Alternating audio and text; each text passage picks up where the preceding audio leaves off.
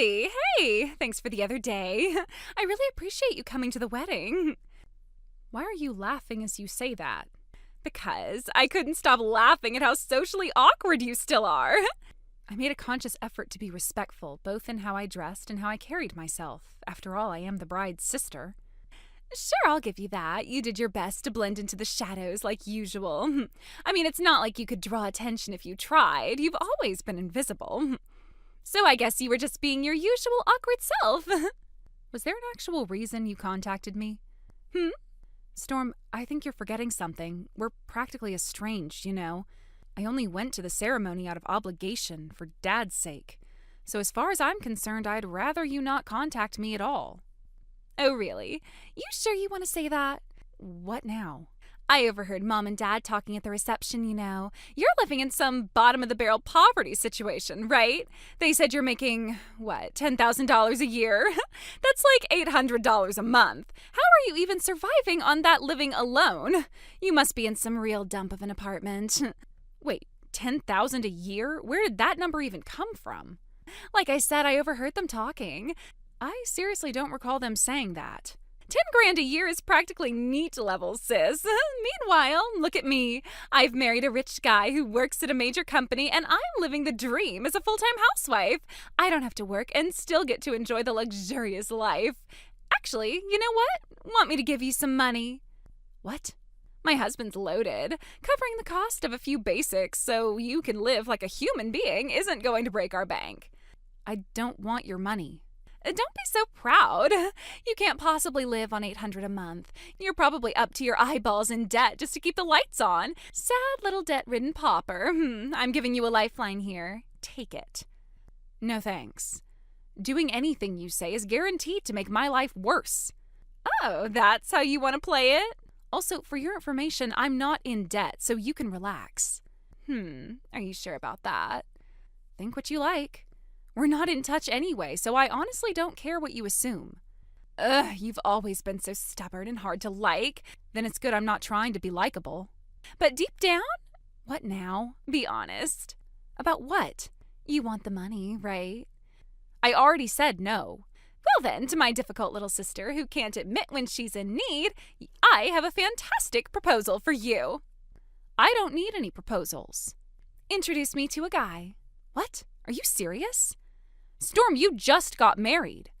I know you've always had a thing for fooling around, but that's over now. You're married. Yeah, but my husband's such a boring, straight-laced guy, and he's so bland in bed. I'm bored to death. No excitement. I'm dying here. Didn't you get married knowing full well what kind of person he is? I was fooled by the looks and the paycheck, okay? So come on, hook me up with someone. Even if I wanted to, Just one guy, that's all I'm asking. You're being absolutely ridiculous. Come on, and make sure he's hot. I'm not doing this. Why not? Because I'm not about to help you cheat on your husband. It's just for fun. It's not my fault he can't satisfy me. He's the problem. Listen, that kind of stuff might sound casual to you, but the consequences, they're not. Whether you're single or married makes a huge difference when it comes to affairs. Get your act together. You sound so self-righteous. Living on your own for 10 years turned you into some arrogant little know-it-all, huh? You were always a brat, but now it's worse. Say whatever you want. This conversation is over.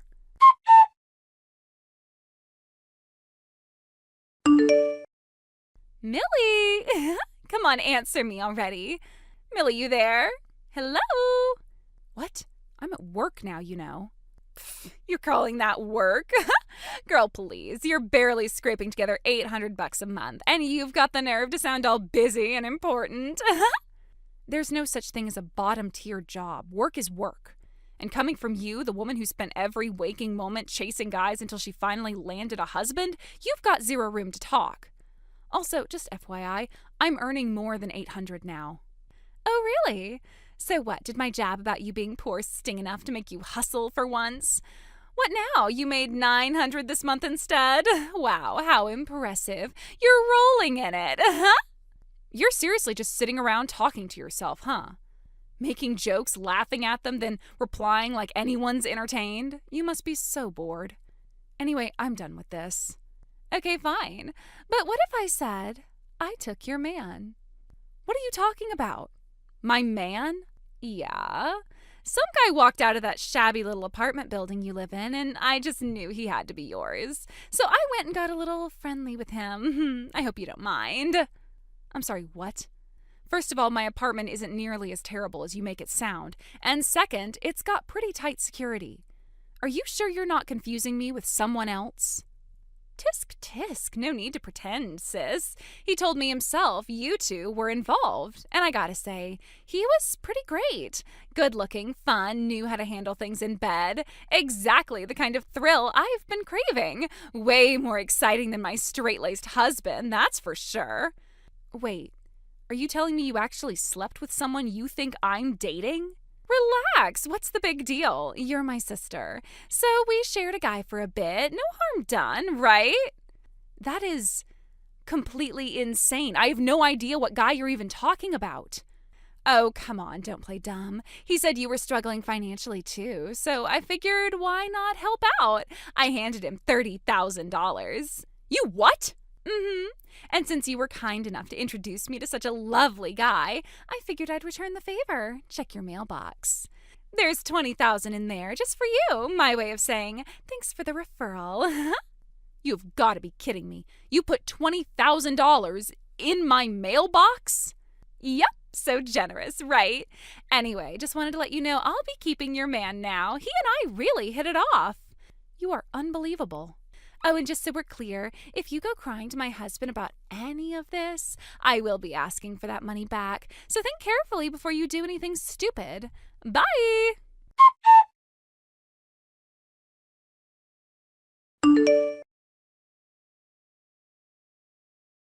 Millie, what the hell do you think you're doing? Answer your damn phone. What? What? That's all you have to say? Don't give me that tone. I gave you the money, didn't I? The damn thank you money? Why the hell would you go rat me out to my husband?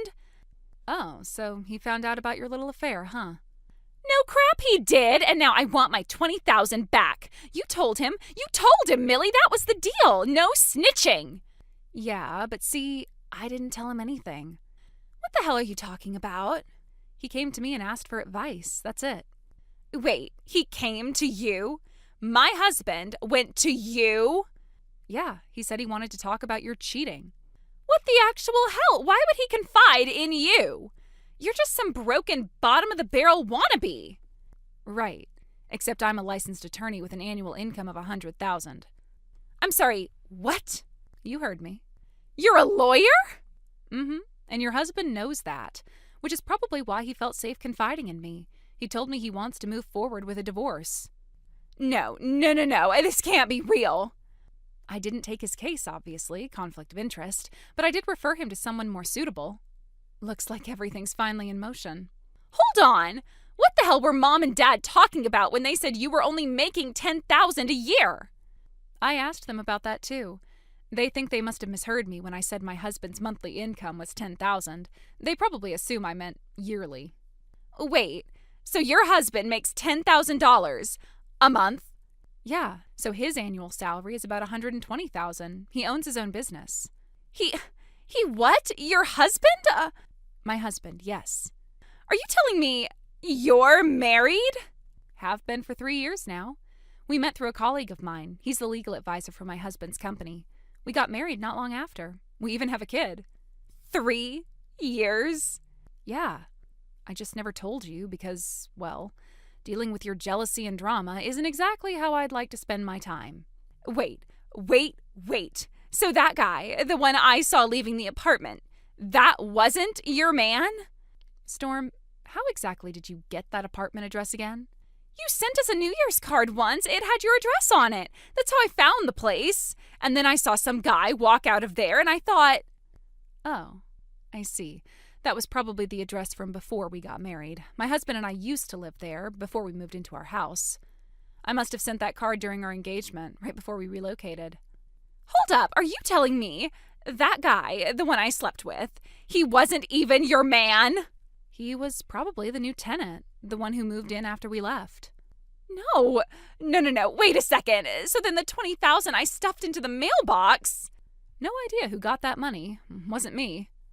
You're lying. You had to have taken it. I was planning to use it as leverage to cover my damages if I ended up divorced. Right. Well, according to your husband, that was his money to begin with. So even if you had gotten it back, it wouldn't count toward any damages. It'd just be returning what you stole. Oh, God, no. No. What do I do?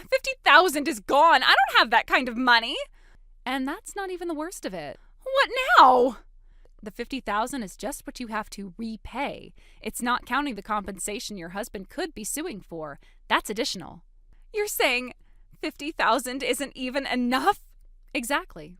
He could demand more, depending on the emotional distress, the damage to his reputation, breach of trust, all that. I'm screwed. Also, just so you know, Mom and Dad aren't going to help you. What? They told me flat out. They're not lifting a finger for you. They said if you blew through $50,000 and wrecked your own marriage, then you can dig yourself out on your own. No, this can't be happening.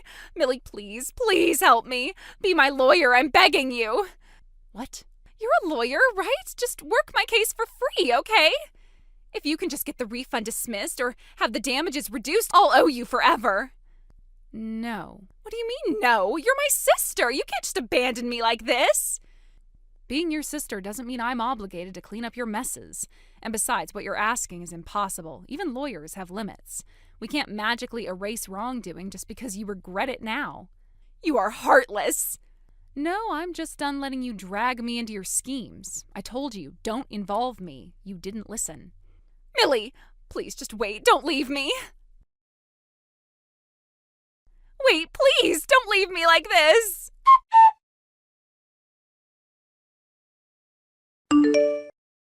First, about the $20,000 that I had tossed into the apartment mailbox, it ended up in the hands of my sister's affair partner, the very person who had been living in that apartment. He found the money and, of course, squandered it. I couldn't believe it when I heard. It was as if the money had vanished into thin air, only to be wasted on things that were irrelevant. This affair partner of hers that had been told by my sister that she was a wealthy, single woman, it's hard to even imagine the level of deception involved in that.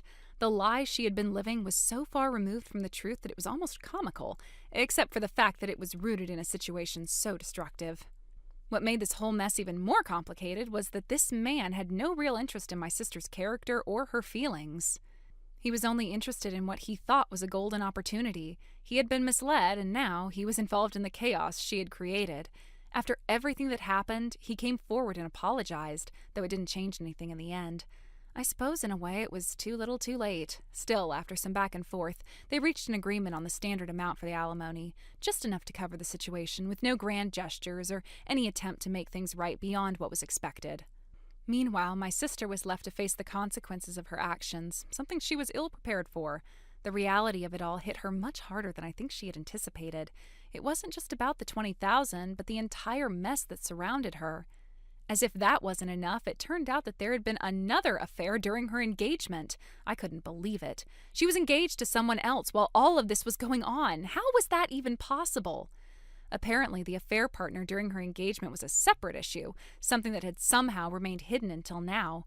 And so, in addition to the situation she had already created, my sister was now being asked to pay alimony for that as well. It seemed as though her life was nothing but a series of missteps, each one compounding the last, creating an overwhelming mess that she had no idea how to untangle. It wasn't just the affairs, though. That part, while shocking, was almost expected. The way my sister had been living, the way she thought she could get away with anything, her life had been one big string of mistakes, and I couldn't help but think that some part of her believed she could avoid any real consequences. She had a way of interpreting everything around her in the most convenient way possible. It was almost as if she believed that if she twisted things enough, the truth would bend to her will. But that kind of thinking doesn't work forever. Sooner or later, the truth catches up with you, and that's exactly what happened here. The carefree attitude she had carried through life, always choosing what was easiest rather than what was right, had led her down a path she couldn't undo. I had always been frustrated by my sister's behavior. She had such a reckless personality, one that never considered the long-term consequences. There were so many things I wanted to say, so many things I wanted to point out to her, but I knew better than to waste my breath. She wasn't the type to listen. She had a way of brushing off anything that didn't align with her view of the world, interpreting everything in a way that made it all seem like someone else's fault. And now she was finally paying for that mentality in ways that would haunt her for a long time. The idea that she could just ignore the damage she caused and carry on as if nothing had happened had been her biggest mistake.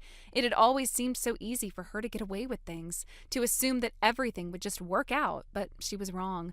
Life doesn't just forgive you for being reckless. You can't keep running away from the consequences no matter how hard you try. Now, my sister was in a far more difficult place than I ever expected. She was working tirelessly at some seedy bar in a rundown part of town, spending her days and nights trying to pay off the debts she had accumulated. She had no time for herself, no space to think, no ability to see any way out. Her life had become a constant grind, a daily struggle to stay afloat in a sea of mistakes she couldn't undo. And I wondered, as I thought about it, if she even realized how far she had fallen. Did she understand what it meant to lose everything? To be left with nothing but the consequences of her own actions? It seemed like she had become numb to it, as though she had already accepted that this was her new life, that she had no way of turning things around. It was painful to think about, and yet I couldn't help but feel a certain level of frustration. Part of me wanted to sympathize with her, to feel sorry for her as she worked herself to exhaustion, day after day, trying to repay the debts she had made. But another part of me couldn't find it in me to offer any sympathy. How could I? How could I feel sorry for someone who had always taken the easy way out, who had always been so careless with her life, only to now face the reality of it all? I understood the difficulty of her situation. No one wanted to be stuck in a place like that. But she had done this to herself. She had made these choices, and now she was paying for them. I didn't want to see my sister suffer, but there was no other way to look at it. Her choices had led her here, and there was no quick fix for the mess she had created. It was hard not to feel angry at her, angry for the way she had handled everything, for the way she had ignored all the signs along the way. It wasn't just the affairs or the lies, it was the way she had treated the people around her, the way she had treated the consequences of her actions as if they didn't matter. But they did. They mattered more than anything, and now she was the one left picking up the pieces. What was even more difficult was that I couldn't offer any real advice to her. She had burned so many bridges, alienated so many people, and now she was living in a world where she had no one left to turn to.